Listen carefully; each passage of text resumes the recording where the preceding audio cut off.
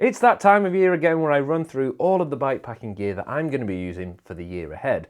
These videos, I bring them out every year, are always really popular, and I often get a lot of questions that are repetitive. So before I dive into all of the gear, I need to tell you a few things. The first is that there is a long list of everything I'm talking about with links where I've got them in the video description. So if you click that, you can follow those links to buy something if you're interested.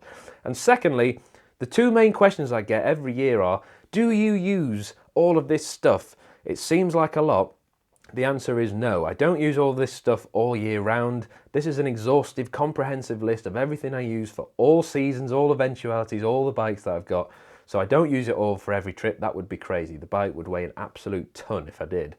And secondly, the question often arises about sponsorship. If I mention a brand that I like a lot, people often assume that I'm just getting paid to say that.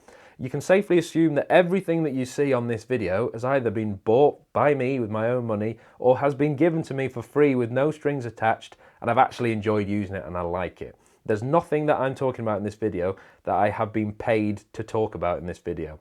So all this stuff that you'll see is stuff that I actually like using. Let's start with the bikes, and I have two main ones that I use. The first is a Cannondale Topstone 2019 gravel bike, and this is my favourite bike. It's been all over the world and I absolutely love it. It's fitted mostly with a Topeak bikepacking setup, front roll-up bag, frame bag, and MTX trunk bag panniers. It's a proper all-rounder and I absolutely love riding it, whether that's on road tours or off-road gravel loops. If you want to see a detailed video about it, I'll leave a link in the description. My next bike is a Sonder Frontier, a hardtail mountain bike with front suspension, 2 racks, and a similar Topeak setup to the Cannondale, meaning I can swap the bags over quite easily. This is my main winter bikepacking bike as well as my main mountain bike, and again I'll leave a link if you want to see a detailed video where I walk through it. I have actually upgraded these bike setups slightly, and this year I'm using these old Man Mountain Hemlock fork packs. They're quick release so I can take them on and off easily, and they're 100% waterproof, which I can't say for the Alpkit Batongas. Other new things to mention are this trailer. This is a Thule Chariot Cross, and I have actually had this for a while, but it's become more useful to me. I took it up to Arctic Finland so that I could carry more stuff, and it's even got these cool ski attachments so that I could take it on the snow. When I'm not using it for stuff like this though, it's a great thing to have when I'm taking my children out on the bike. Onto the camping gear. I use a Nemo Dragonfly bike pack one-person tent. You'll have seen in the past I used to use a Nemo Hornet, which is a really good tent, but I decided to make the switch to the Dragonfly, which I much prefer. It's much more spacious, really easy to set up, lightweight, and packs down super small. And it can survive some pretty harsh conditions. Other tents you've seen me use are the Alpkit Ordos 2. This is a 2-person tent that I really like. I tend to use this when I don't want to use my full winter tent because that's quite heavy, and that's an Alpkit Kangri. It's very robust, just quite heavy. My summer sleeping bag is a Mountain Warehouse Extreme Down, and in deep winter I use a North Face Inferno, which is suited to -40.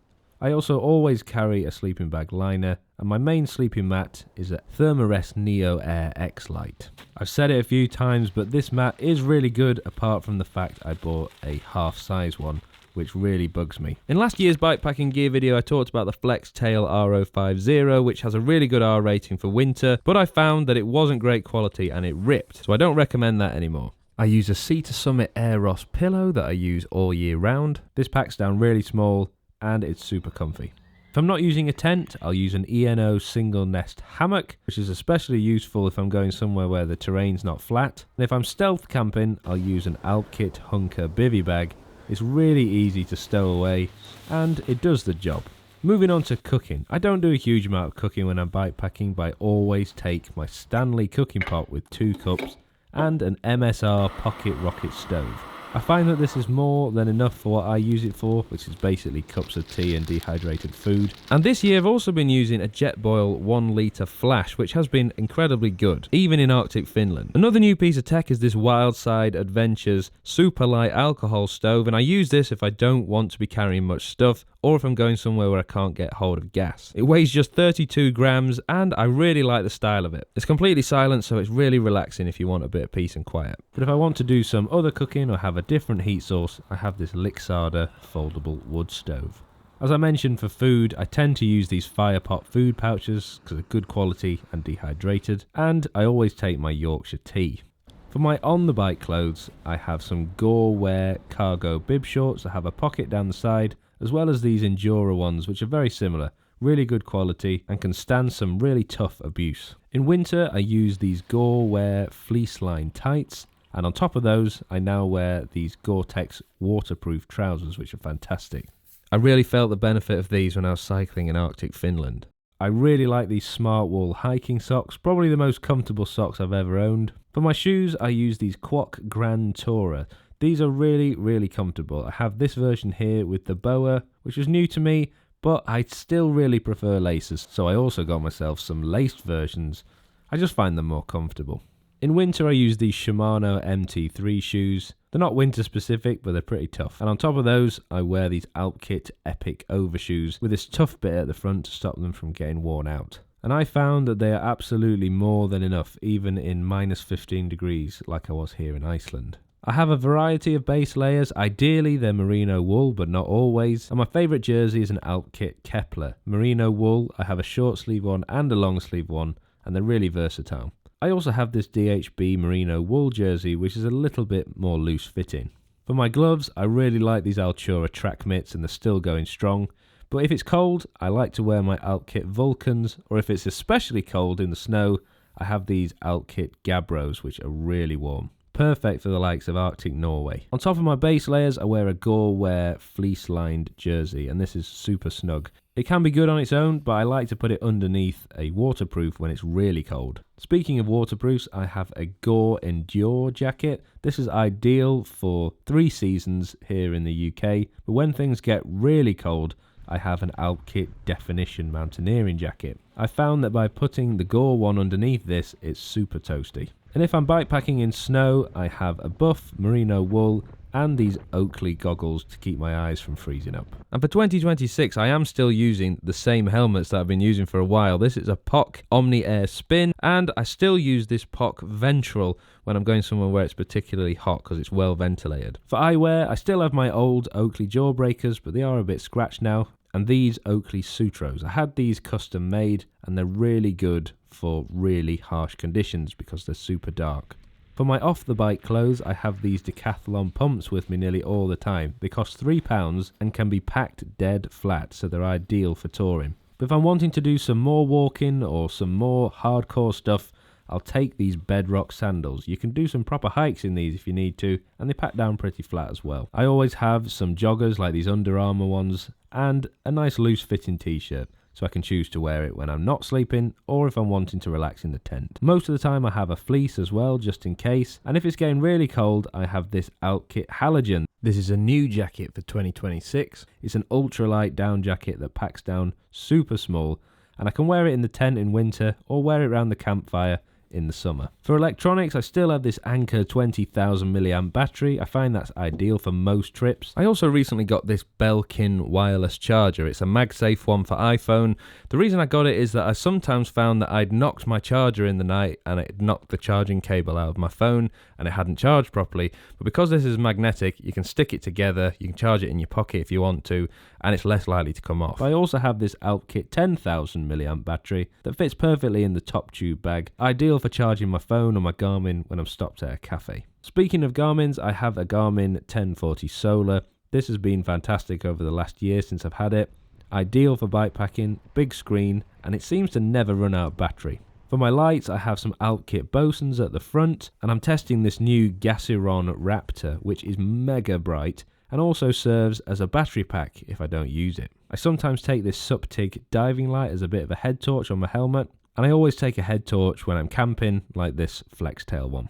On to toiletries, I always take my small travel toothbrush with me and a small toothpaste, as well as this Sea to Summit pocket soap and a washcloth to keep myself clean. I find that's usually more than enough, but just to be safe, I always take a little deodorant so I don't stink. For my filming equipment, I have a DJI Mavic 3. This is the top of the range drone, fantastic quality, great sensor size, and perfect for the sort of films I want to make. People ask if I use active track or follow me mode. I really don't like that. I like to be able to control the drone myself manually. I would love to get the Mavic 4, but I just can't justify buying it. The 3 still looks fantastic, and I'm really happy with it. I have a GoPro 11, which is pretty good. It's handy to have on the bike or on my chest just to get some smooth, stabilized shots of where I'm going, but the quality's okay. I have also started moving away from the GoPro now, and I'm using a lot of Insta360 cameras. I have a Go Ultra for on-the-bike footage and an Insta360 X5, which is a 360 camera that connects to my remote preview mic so that I can do vlogs, pieces of camera while on the bike, and I can also alter the image so that I can capture different things while I'm riding, which means I don't miss stuff, which has sometimes happened in the past. For my camera, it's a Sony FX3 with a 2070 lens, and I have a new tripod. This is the Peak Design travel tripod. It's much more sturdy than the last one, which would often blow over in harsh winds. The only thing I haven't changed is this microphone, the Rode VideoMic Pro.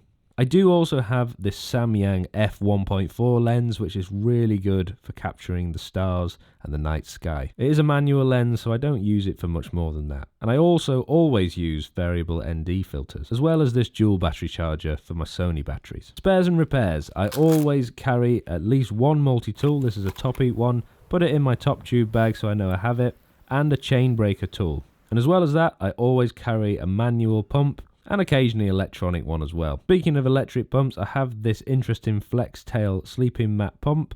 It's something I've started using as I realised my sleeping mat was a bit mouldy. Another thing I like about this is that you can deflate the mat using the pump as well, meaning that you can get it completely airless and fold it super flat. Another new thing for 2026 is this Leatherman Wave Plus. In the past, I've often just not taken stuff like this and hoped that I didn't need it, but seeing as I'm going to more and more remote places, it's nice to have that peace of mind that you can pretty much tackle anything with pretty much any tool that you need. And for trips abroad, I'm still using my Evoc travel bike box, which is an XL bike box, perfect for all my gear. So that's the gear I'm going to be using in 2026. I'm sure there'll be something I've missed off this list. Even though I've had a massive list, there'll be something I've forgotten, I'm sure. So let me know if you have any questions. And if you want to see this gear in action, I'll leave a playlist to some of my bikepacking films from the last year. Thank you so much for watching, and I'll see you in the next one.